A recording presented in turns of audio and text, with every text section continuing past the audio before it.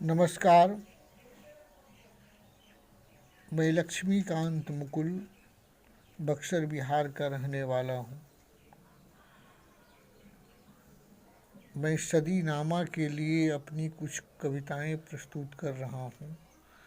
कविता का शीर्षक है खींचती है हरदम मुझे कुकू की आवाज़।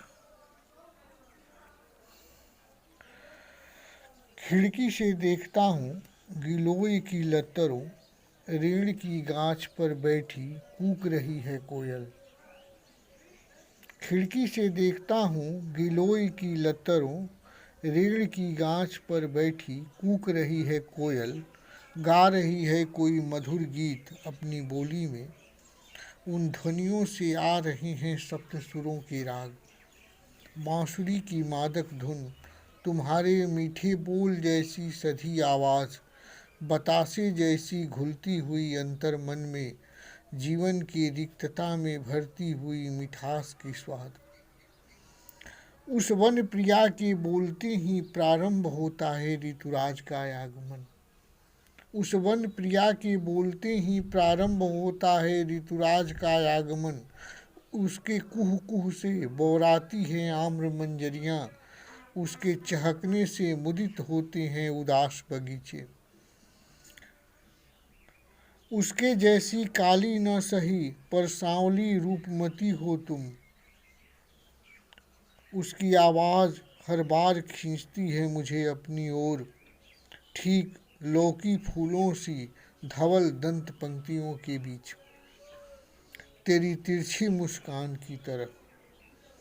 उसके जैसी काली न सही पर सांवली रूपमती हो तुम, उसकी आवाज़ हर बार खींचती है मुझे अपनी ओर, ठीक लौकी फूलों सी धवल दंत पंक्तियों के बीच, तेरी तिरछी मुस्कान की तरह।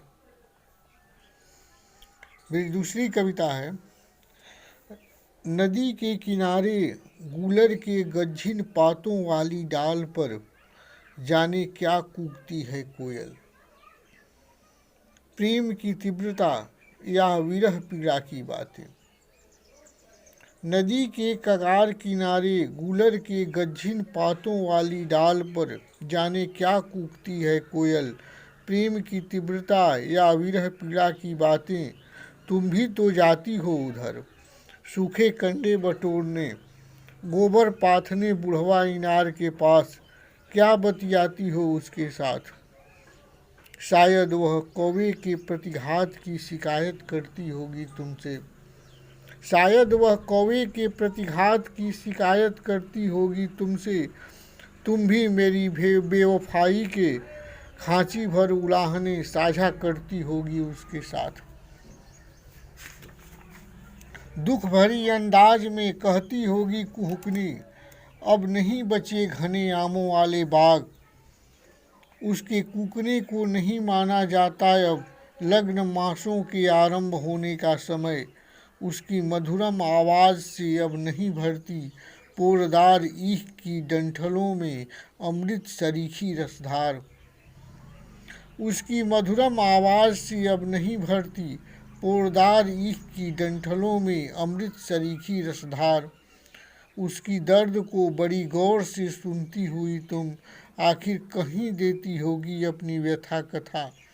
अब नहीं रहा वह प्रेमिल भाव बोध जीवन में पहले जैसा, जब हम मिले थे कौमार्यावस्था में उस नीम के पेड़ की घनी छाँव में, जब देर तक कूकती रही थी तुम।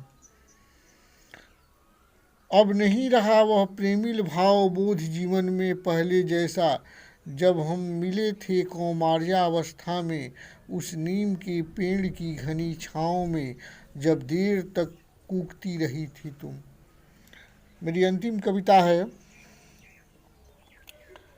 कि उसकी कूक को सुनकर तड़प उठता हूँ तुम्हारे पास जाने की चाहत में। उसकी कूक को सुनकर तड़प उठता हूँ तुम्हारे पास जाने की चाहत में। सुनने को तुम्हारी मीठी बात, तुम्हारी खनकती हंसी, थिरकते लब, पनीली आँखें। छू लेने को मचल उठता हूँ कर्मी पातों सी नर्म उंगलियाँ, जैसे सूंघती हुई कोयल स्पर्श करती है अपनी चोंच से आम के गुच्छों में लगे टिकोरे। गेंदे के फूलों पर मंडराते पराग कणों की ललक में भौरे पके पपीते को ठोरियाने के लिए सूंघे। धन्यवाद।